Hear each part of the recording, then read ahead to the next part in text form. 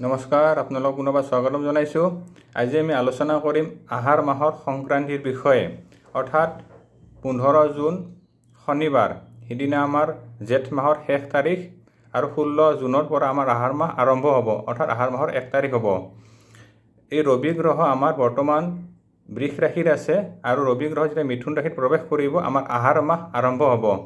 এই আহাৰ মাহ আমাৰ কেনেদৰে পাৰ হ'ব নক্ষত্ৰ অনুসৰি সেইসমূহ আমি সংক্ৰান্তি পুৰুষৰ অংগত 27টা নক্ষত্ৰ স্থাপন কৰি তাৰ শুভাশুভ ফলৰ বিষয়ে আমি জানিব পাৰোঁ। যি নক্ষত্ৰত শুভ আছে এইটোতো খুব ভাল কথা, আৰু যিসকল নক্ষত্ৰ অশুভ থাকে তেওঁলোকে মাহটোৰ আৰম্ভণিতে কি প্ৰতিকাৰ কৰিলে গোটেই মাহটো তেওঁলোকৰ শুভ হ'ব সেইসমূহ আজি আমি আলোচনা কৰিম।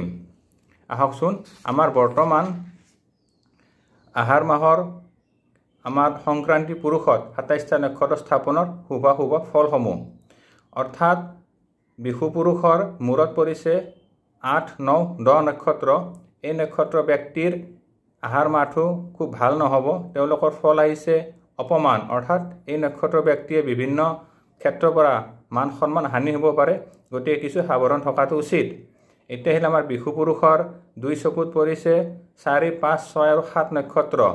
এই নক্ষত্ৰৰ ফল আহিব সন্মান, অৰ্থাৎ এই নক্ষত্ৰযুক্ত ব্যক্তিৰ মাহটো খুব ভালদৰে পাৰ হ'ব, তেওঁলোকে মান সন্মান প্ৰতিষ্ঠা লাভৰ এটা যোগ তেওঁলোকৰ লাভ কৰিব। বিশু পুৰুষৰ বুকুত পৰিছে 22, 23, 24, 25 আৰু 26 নক্ষত্ৰ। ফল আহিব স্ত্ৰী লাভ, অৰ্থাৎ এই নক্ষত্ৰ ব্যক্তিৰো আহাৰ মাহটো খুব ভালদৰে পাৰ হ'ব। বিশু পুৰুষৰ সোঁহাতত পৰিছে 14, 15, 16 আৰু 17 নক্ষত্ৰ।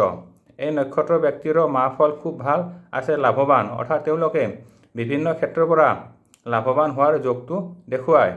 ঠিক তেনেদৰে বিশু পুৰুষৰ মুখত পৰিছে 13 নম্বৰ নক্ষত্ৰ। ফল আহিব দুখ, অৰ্থাৎ এই নক্ষত্ৰ ব্যক্তিৰ মাহ ফলটো অশুভ আছে।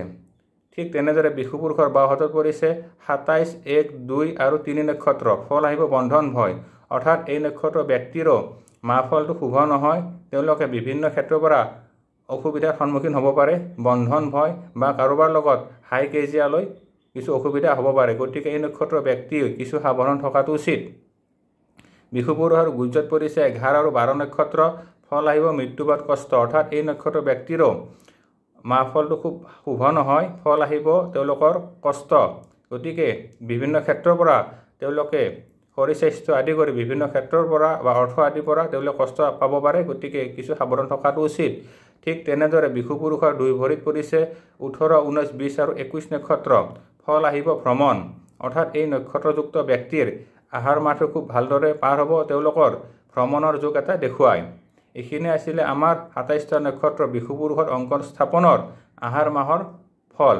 এতিয়া যিসকল ব্যক্তিৰ আমাৰ শুভ নক্ষত্ৰ পালোঁ তেওঁলোকৰ বছৰটো বা মাহটো খুব ভালদৰে পাৰ হ'ব, আৰু যিসকল ব্যক্তিৰ অশুভ পালোঁ সেই তেওঁলোকৰ মাহটো অশুভ হ'ব, গতিকে তেওঁলোকে চিন্তা বা ভয় কৰিব নালাগে। মাহটোৰ আৰম্ভণিতে অৰ্থাৎ আহাৰ মাহৰ 1 তাৰিখে বা সংক্ৰান্তিৰ দিনা তেওঁলোকে গা ধোৱা পানীখিনিত তিল, চাউল, দুবৰি, কলা ধতুৰাৰ গুটি আৰু সৰ্বশুদ্ধি মিহলাই স্নান কৰিব। স্নান কৰি উঠি বিষ্ণুৰ নাম স্মৰণ কৰিব, সূৰ্য প্ৰণাম কৰিব, নাইবা বিষ্ণুৰ মন্দিৰত ধূপ চাকি জ্বলালে তেওঁলোকৰ এই মাহ ফলটো শুভ হ'ব। আজিলৈ ইমানে, পৰৱৰ্তী সময়ত পুনৰ লগ পাম। ধন্যবাদ। ওম নমঃ শিৱায়।